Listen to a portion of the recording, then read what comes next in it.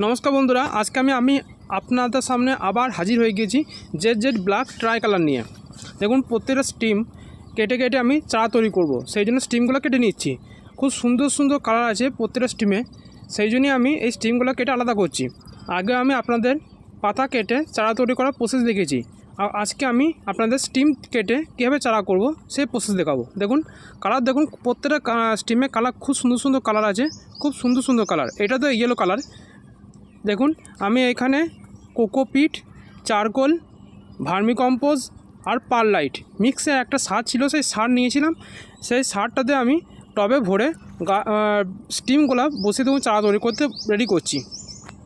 চারা তৈরি করার জন্য বসিয়ে দিলাম। দেখুন পুরো প্রসেসটা আমি আপনাদের সঙ্গে শেয়ার করছি, কীভাবে আমরা জেডের চারা তৈরি করতে পারবো। পুরো প্রসেসটা দেখুন, আমি গাছ বসানো হয়ে গেল প্রায়। আর এখানে দেখুন শেষে